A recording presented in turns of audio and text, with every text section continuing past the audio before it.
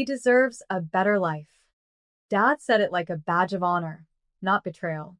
Mom nodded beside him, smiling faintly, as if ruining my child's chance at surgery was some moral triumph. The air went silent. Even the sound of the ceiling fan felt too loud. I didn't cry. I didn't shout. I just looked across the table at my fiancé, Daniel. His hand was already tightening around mine under the table, steady, protective. My sister, Clara, smirked and said sweetly, "You'll understand one day, Mia. Life rewards those who make something of themselves." Something in me broke quietly. Dad leaned back, sipping his tea. "Clara's opening a boutique. She needs that money more than you do. Your son's surgery isn't life or death. It can wait. But your sister's dream? That's an investment." Daniel stood up slowly. Calm. Controlled. "Mr. and Mrs. Harper," he said, voice low but sharp. "Do you have any idea what you just said?" Mom frowned. "Sit down, Daniel. Don't make this dramatic. We would understand family sacrifice." Daniel's jaw flexed. "You want to talk about sacrifice? Fine." He reached into his pocket, pulled out his phone, and unlocked the screen. "Should I tell them what I do for a living?" Clara's confident smile wavered. Dad blinked. "What do you mean?" Daniel turned the screen toward them, and the color drained from Clara's face. "Because if I do," he said softly, "this entire conversation changes."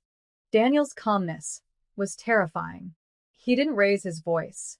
He didn't even blink. He just looked at my parents, two people who had stolen my child's future, as if he was finally seeing them clearly. Dad crossed his arms. "Don't start threatening us, son. We did what we had to." Daniel's tone stayed level.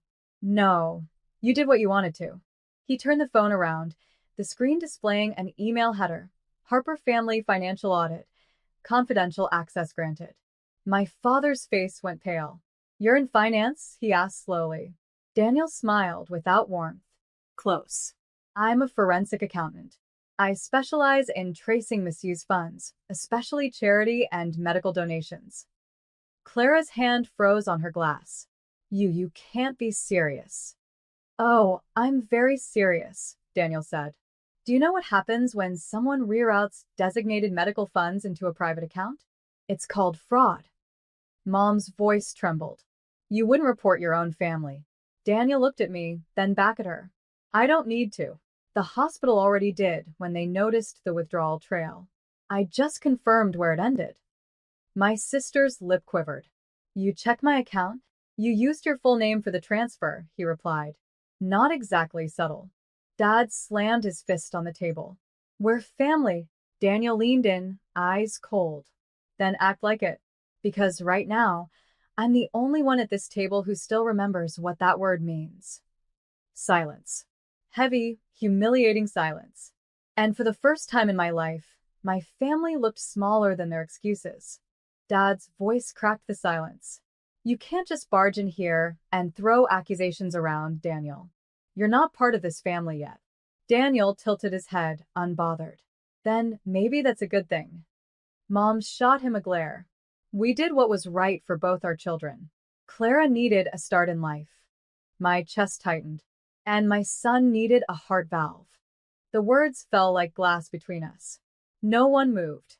Clara muttered, "You're being dramatic. Hospitals always exaggerate. Kids recover."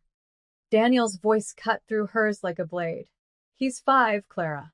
Do you have any idea what recovery means for him? He sleeps with machines, keeping him alive while you play entrepreneur with stolen money." Her smirk vanished. He opened a folder on his phone, scrolling through screenshots, bank records, wire confirmations, emails from the hospital's billing department. Dad leaned forward, sweating now. "Where did you get those?" Daniel didn't answer him.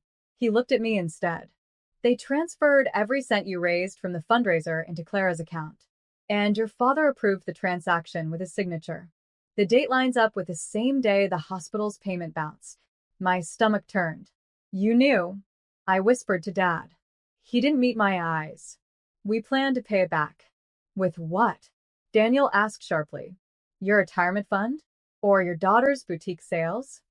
Mom tried to stand, but Daniel's tone stopped her cold. You don't need to explain. You'll have the chance to when the auditors contact you. Their faces drained of color. And just like that, the silence of guilt finally replaced the noise of excuses. Dad's knuckles turned white on the edge of the table. You wouldn't dare involve outsiders in family matters, he hissed. Daniel leaned back, calm as ever. It's already done. The hospital initiated a review the moment the funds vanished. All I did was confirm where they went. Mom's lips trembled. We were going to give it back. Clara just needed to get her store open first. Stop, I said quietly. You didn't borrow it. You took it. From your grandson's surgery fund. And you justified it because you thought I'd stay quiet like always. Clara's eyes darted between us, her bravado crumbling. Mia, I swear, I didn't know it was his money. Dad said it was extra from the fundraiser. I laughed softly. There was no extra. Every dollar had a name on it. Donors who trusted us. Daniel slid a folder across the table, a printed report stamped with the hospital's logo. They've already filed preliminary charges, but they're willing to hold off formal action if the money is returned within 72 hours. Mom gasped. 72? That's impossible, Dad muttered. We can't move that kind of cash fast enough. Daniel shrugged. Then maybe it's time you call your golden daughter's investors. Clara's voice cracked. You're ruining us. I met her eyes. No, Clara. You did that when you decided my child's pain was less important than your lifestyle. For a moment, no one spoke. Only the sound of Dad's labored breathing filled the room. Then Daniel stood, placing his phone down like a final warning. You've got 72 hours, he said. After that, the next call comes from the attorney. And as he took my hand to leave, my family finally understood. This time, I wasn't bluffing. The next morning, my phone buzzed nonstop.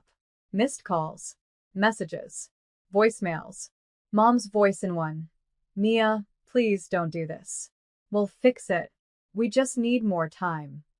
Dad's in another. You're not thinking clearly. You'll destroy your own family. But I was thinking clearly for the first time in my life. I stared at the calendar reminder Daniel had set.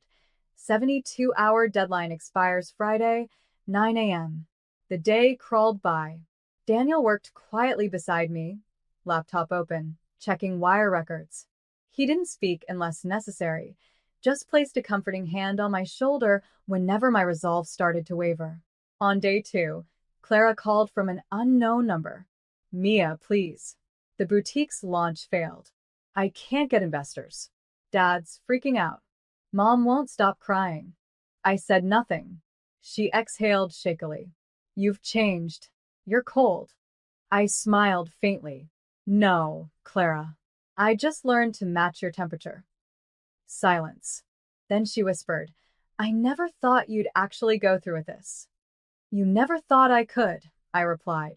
The final night, Mom showed up at my door, makeup smeared, hands trembling. She didn't speak at first. She just held out a check. We sold the cottage. It's all we had left. I looked at it, $48,000. The exact amount they'd stolen. I hope your sister learned something from this, she said quietly. She won't, I answered. But I did. When Daniel submitted the repayment confirmation to the hospital the next morning, the legal department sent a simple message back. Case closed. Funds restored. I closed my laptop slowly. The storm was finally quiet. For a few days, everything went silent again, the kind of silence that isn't peace but aftermath. Then, on Thursday night, Dad called. His voice sounded smaller than I'd ever heard it. We lost the boutique, he muttered. Clara's investors pulled out after hearing rumors about the hospital funds. Daniel looked up from his laptop, mouthing, they deserved that. I said nothing. Dad continued. Your mother's been different. She doesn't leave the house. Clara barely speaks. Are you happy now, Mia? The old me would have felt guilt. But now? I only felt the weight of truth. I didn't destroy you, I said softly. You destroyed yourselves the moment you chose her dream over your grandson's heartbeat. He exhaled shakily. You sound just like Daniel. Maybe that's a compliment, I said and ended the call. The next morning, Daniel handed me a brown envelope. Inside were printed copies of every transaction, every transfer, every lie, sealed with his firm's verification stamp. "This is for your records," he said. "Not for revenge, just protection. You've earned the right to never be manipulated again." I stared at him, emotion rising. "You did all this for me?" He smiled faintly. "For you, and for that little boy upstairs who deserves parents who can sleep at night." That night, as I tucked my son into bed, his tiny hand curled around mine. For the first time, I didn't feel powerless. I felt anchored. They'd spent their lives teaching me that silence was strength. But Daniel taught me something better. Silence isn't power. Truth is. And now, the truth belonged entirely to me. 2 weeks later, Mom texted. "Mom, family dinner Sunday. Just us. No tension this time, I promise." Daniel raised an eyebrow when I showed him. "You think it's a setup?" "Definitely," I said. "But I'll go." He smiled. "Then I'm coming too." When we arrived, the atmosphere was too calm. Table perfectly set, candles lit, the smell of roast chicken filling the air. It was their classic distraction tactic. Make it feel like love, so you forget the wound underneath. Clara greeted us first, fake smile in place. "You look well," she said. "So do you," I replied, scanning the empty walls. "Where are your boutique posters?" Her smile flickered. I took them down. Rebranding. Dad cleared his throat. "We wanted to talk about moving forward." Daniel leaned back, his arm brushing mine. "Before we move anywhere, you should know, your daughter's financial record is clean again.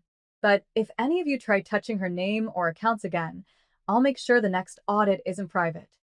The silence was instant. Mom reached for my hand. "Mia, I know we hurt you. I know we don't deserve forgiveness. But we're trying." I studied her face, older, tired, deflated. For the first time, she wasn't speaking from superiority. She was speaking from loss. "I believe you," I said softly. "But forgiveness isn't a restart. It's a boundary." Dad nodded slowly. "You sound just like your grandfather." That made me pause. "Grandpa." He looked down. Before he passed, he told me something I never understood until now. I waited. He met my eyes, voice breaking. He said, "One day, you'd be the one who saves this family from itself." The room fell silent after Dad's words. For once, there was no defense, no guilt-ridden speeches, just the raw quiet of people realizing what they'd become. Mom wiped her eyes. "We thought control meant love. That giving everything to Clara was protecting the family's image. But all we did was destroy the only person who kept us human." I looked at her, really looked at her, and for the first time I didn't feel hate. I felt closure. Daniel squeezed my hand under the table, grounding me. "Families rebuild," he said softly, "but only when truth replaces pride." Clara sat still, staring at her untouched plate. "I lost everything," she whispered. "The boutique, the investors, my reputation."